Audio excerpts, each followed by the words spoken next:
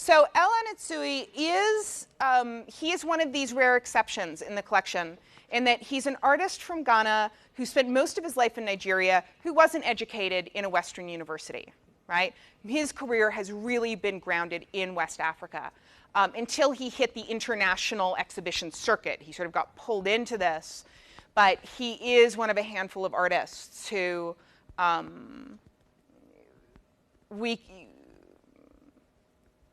he offers an opportunity to engage with a practice that is globally engaged and informed without having come from the exact same place as everybody else, you know, like the sort of dominant discourse. So Ghana was a British colonial possession until 1957. So he came of age in that immediately post-colonial context, right? In that sort of space and world where African artists are figuring out, and citizens are figuring out who they are now that the sort of British colonial power has withdrawn. What is our identity? It has been, to a great extent, sort of repressed or limited by colonial powers. How do we rediscover who we are? So do you guys, what are these made of? Here's a... Yeah. Although primarily, I think they're actually, it's hard liquor, primarily. Spirits. Yeah. And so in Nigeria, where he has been working while he's been making these, there are a number of different factories, distilleries, that produce various kinds of spirits. And they bottle them in glass bottles that have metal tops, labels, and seals. And the bottles are recycled, and it's indiscriminate which distillery they go back to. So they circulate between the different distilleries. So the bottles are reused, but the metal portions are not. They're discarded. And that's what he works with. And he uses copper wire to stitch together these fabrics. So this is a work, the one that we're looking at, it has a predominance of gold, right? Now, of course, it's not really gold. It's a gold color metal. It's a very cheap aluminum that's colored gold, as well as we see some blue, some red. But the overwhelming quality is this gold. So what would the signification of gold be in most contexts? It's very valuable. Yes. This was the Gold Coast of Africa during the colonial period.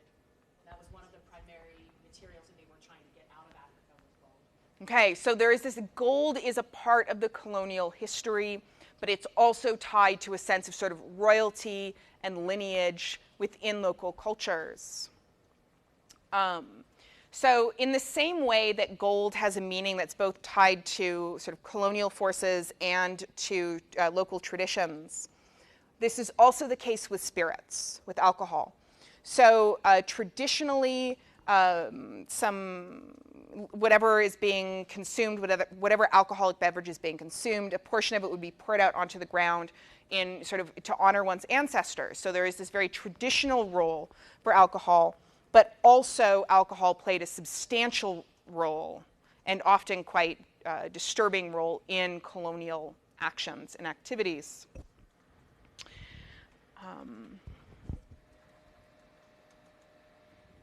So I have a quote from Anatsui about alcohol. Alcohol was one of the commodities brought with Europeans to exchange for goods in Africa. Eventually, alcohol became one of the items used in the transatlantic slave trade. They made rum in the West Indies, took it to Liverpool, and then it made its way back to Africa. So I thought that these bottle caps had a really strong reference to the history of Africa. So as we saw last time, artists, especially in Western Africa, are really engaged with this sort of global trade and their role in it and the way that it has shaped their world. So Schonebert in particular.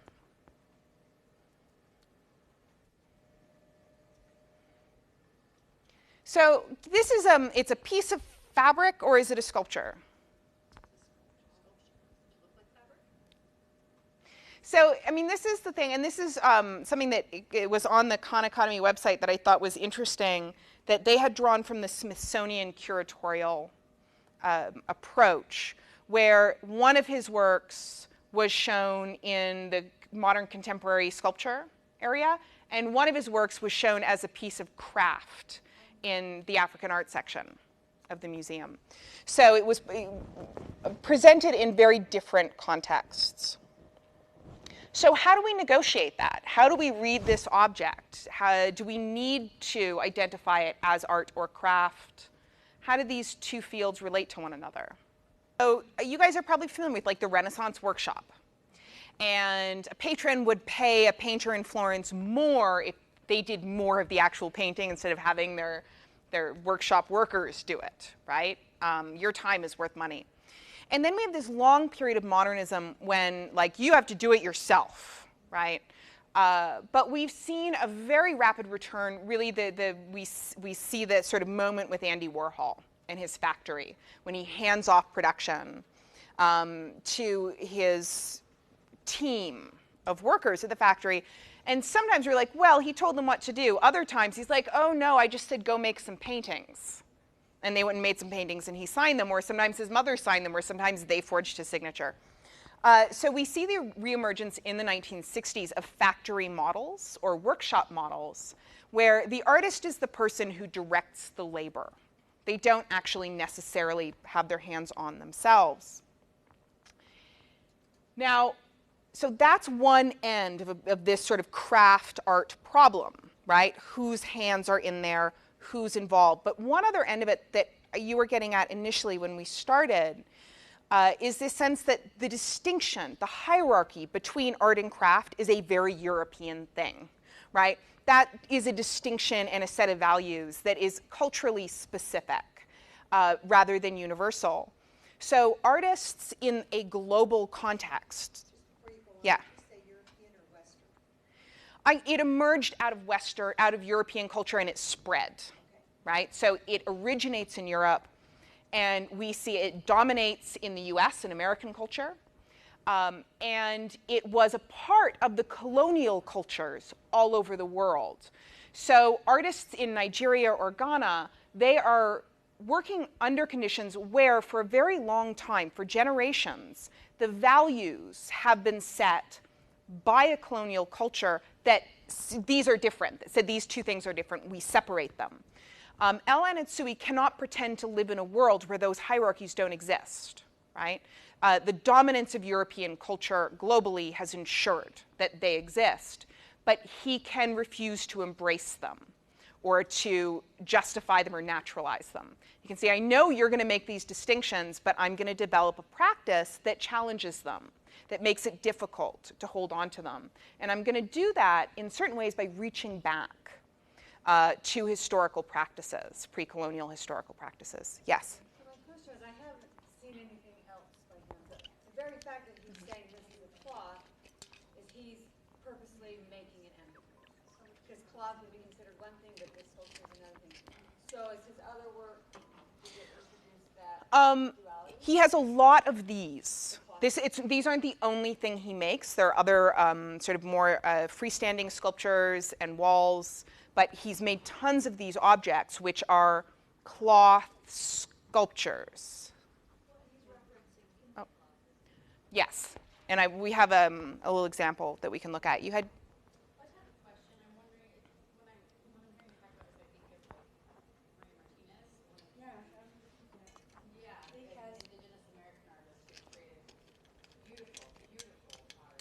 Mm-hmm. And but a lot of people refused to put her name on it because it was seen as a communal.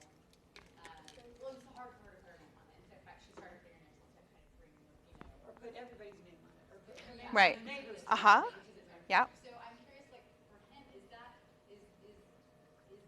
whole like is for her like the creation of pottery was ceramics was a communal activity. So for him working in a factory, is that just out of With his workshop.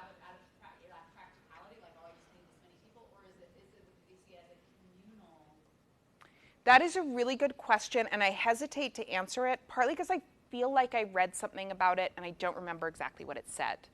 And I don't want to get it wrong. I do think that there is an element of the sort of presence of the community. I'm a little worried I'm mixing him up with Bowetti, who is an Italian artist who had a workshop in Afghanistan that I was just teaching about, who was like, the names of the weavers are included in my tapestries. And I'm sort of mentally, I realize I'm putting that story on this. So I think we should look it up, to be sure.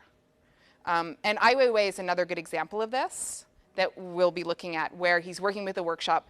No, I follow him on Instagram. His feed is just insane. He posts like all day, every day. It doesn't matter what it is. There's a picture of his kid. Cool. Yep. Ai Ai Weiwei. I mean, and right now he's in, where is he? But he's documenting like all the refugees coming in. Yeah. So that's going to be the next piece that he's going to come out because he's just. Did he post that picture of himself pretending to be that little boy on the beach on Instagram? He had a photograph taken of himself pretending to be that dead child.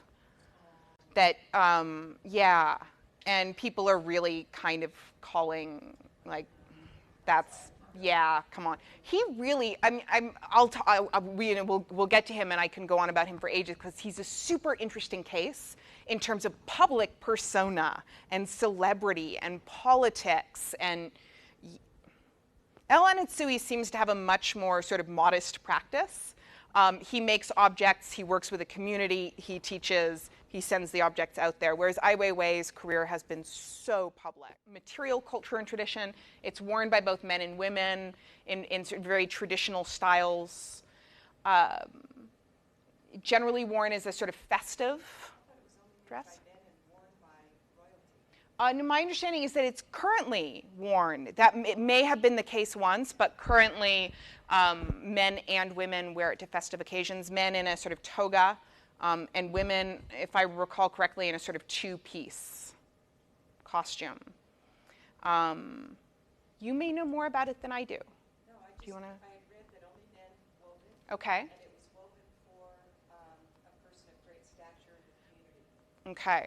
I think it's probably spread out more at this point. We live in a capitalist society. If there's something people want, people will make it. So it may once have had that sort of precious. I wonder how old the tradition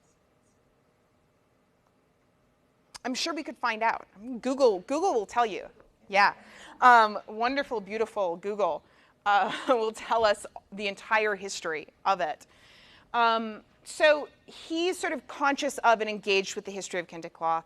He also speaks about adinkra, which is a printing method, a series of sort of icons that are printed onto fabrics. So I've come across his references to the use of this printing method, and my best understanding is that he's thinking of it in terms of how the labels are printed, because I don't see him working with it in these objects. So I'll be honest, this is a point where I'm a little unsure of what exactly is going on. But I wanted to show you two other examples of artists who are using specific local trash in order to make art. Yes? Just before we leave Yeah. Anatsui as a figure, Yeah. he does work in New York and trained in New York, right? My understanding is that he still teaches In New York. in Nigeria. Oh. Yeah. I mean, I thought he came to Yeah. New York and then went back because there didn't seem to be an avenue for what he wanted to do here. My understanding is he's one of the few people who didn't do that. But let's double check it. I was looking for examples of people who didn't do that. Here because, again, San Francisco has a large thing. Okay, but I mean, there's one in Toronto, there are a couple in New York, and I just feel like in the early aughts, museum collection sort of went bonkers and bought a bunch of his work. Well, it's in their materials. It's in their Yeah. educational materials. That's Huh, where it came okay, interesting. That he studied in the US from. That he was in New York, that he went back to Africa to find afterwards. to find the subject that I'm disappointed in this, like, I thought there was one person who hadn't. if you believe what I just said, I'll go back, I'll find out. I mean, if it's in your materials, it's in your materials. Trust your materials. Well, it's the museum's, education. Yeah, okay. Okay, Yeah, so Sundaram is an artist based in India. He's in Delhi, and he's sort of seen development in Delhi, which has been incredibly rapid, producing enormous amounts of trash, right? This very rapid turnover. And so he makes these huge sort of models of the city out of trash. So this is just one image from one of these substantial, and they're not, his goal is not accuracy, right? They're playful, they're quite beautiful, but they follow the model of the city. Sorry? Delhi, yeah. And then here's trash changes in different places. So here's a work by Eleanor King that she did for the University of Alberta, Southern University Art Gallery in Lethbridge, Alberta. And this is part of a larger installation. This is called Stacks. And so what she did was, before she got there, she put out a call through the gallery for discarded media, right? Things people didn't want anymore, garbage. So computer monitors, records, encyclopedias, VHS tapes, film reels, cassette, sound cassette tapes, which is cassette, yeah. And then she took them and she turned it into this cube. Now inside the cube, it's hollow and things are plugged in and playing. So there's light coming off these old television monitors. There's this sense of sort of light glowing out of this and noise out of this stack. Now, its dimensions are based on a coal stack. So this is a region that had significant coal mining as a local industry. And of course, what are most of these things made of? Plastic. So I don't know if you guys are familiar with the Alberta tar sands, but okay, Alberta is basically a giant pile of filth. Like it just has been, they have been fracking there so aggressively that, I mean, the entire province is just sort of trashed. The levels of pollution are insane. So oil extraction has been a massive sort of shaper of the landscape and economy of this region. And so she's taken all this trash made out of oil, essentially, and some books, some cellulose, some wood, right? Before it was coal and before it was oil, it was trees. And so she's looking at the ways in which this sort of region has been shaped by the extraction of source materials and then the garbage that's made out of those materials. And she sort of presents them as this sort of coal stack. Oh, yeah. Yeah, sad. Sad loss of slide trays. So any questions just going back on this sort of practice of working with trash?